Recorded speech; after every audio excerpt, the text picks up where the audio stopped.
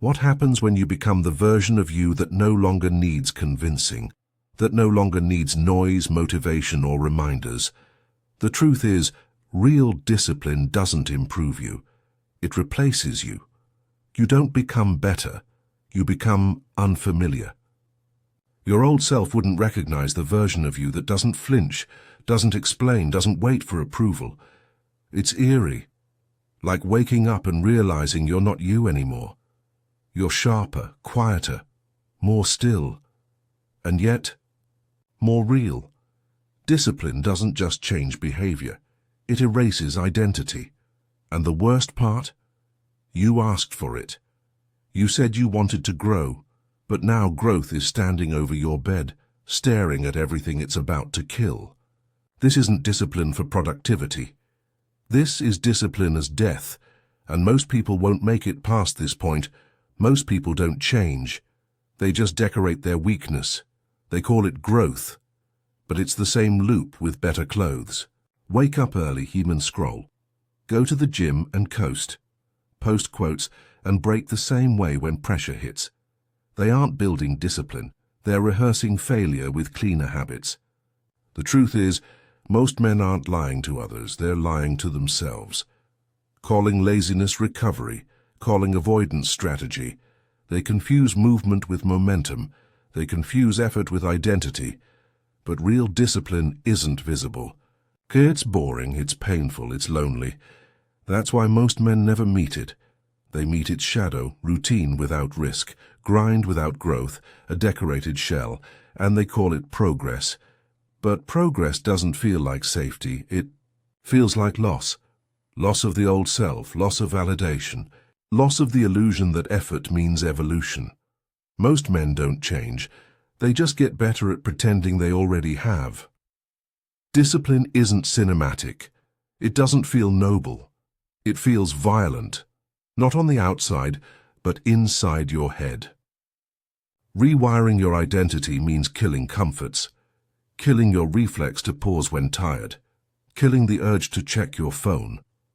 It's identity disintegration, neural resistance. It's your system rejecting its own evolution, and you'll feel it. Not in dramatic ways, but in quiet rebellion.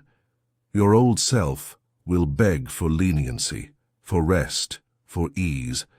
But this isn't about improvement. It's about refusal. Refusal to remain familiar, refusal to continue as you were. Every time you choose the harder path, you are burying the version of you that only knew how to survive. And that burial is not poetic. It's brutal. It's lonely. It's silent. That's why most men stop. They think they're doing it wrong, when in truth they finally started. Because if it feels natural, it's not discipline. It's maintenance, and maintenance doesn't change you.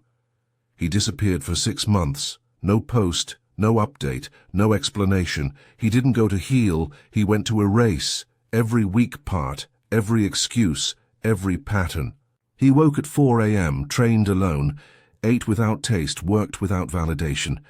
He answered no calls, entertained no noise, and slowly, his softness died.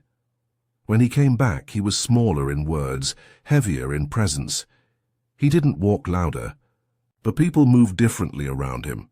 That's what discipline builds, not hype, gravity. You can't fake it. You can't teach it. You can only carry it. And when you do it, the world shifts. Not because you said something, but because you became something, something people don't recognize, but respect anyway. Then something changes. It stops being hard. It becomes automatic. Not robotic, sovereign. You don't force discipline, you are discipline, behavioral saturation, ritual dominance. Your habits become your spine. You don't choose effort. You are effort. It's not about pushing anymore. You've already pushed, long enough for the resistance to die. And in its place, structure, not loud, not forced, just real. You stop feeling pride about your work. Ethic. It's not noble, it's normal. You stop resisting discomfort, you live in it, you breathe it, until it stops being discomfort and becomes design. You don't resist distractions, they just stop appearing, because they don't survive the version of you you've become. Discipline doesn't just build, it destroys. You lose who you were, the version that needed reassurance, the one that flinched, waited, doubted. He dies, not with a breakdown, but with silence. You bury him beneath routines, beneath reps, beneath refusal. You lose comfort, you lose casual conversations, you lose the need to be understood. But what you gain is clarity, the kind that makes you quiet, the kind that makes you clean. Not soft, clean like a blade. And the blade doesn't cry over what it cuts and moves forward.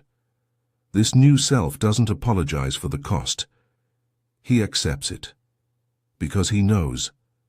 That's what real transformation does. It doesn't comfort the old self. It buries it and never visits the grave. If you're not chasing motivation, if you're not chasing applause, if you're building something cleaner, sharper, something no one sees until it hits them, stay close. We don't level up. We don't decorate. Weakness, we bury it. And what rises from that grave isn't louder, and it's heavier. They won't get it now. They'll think you're distant, cold, obsessed. But one day, they'll feel it. In your stillness, in your silence, in your structure. Because this isn't about becoming better. It's about becoming unrecognizable.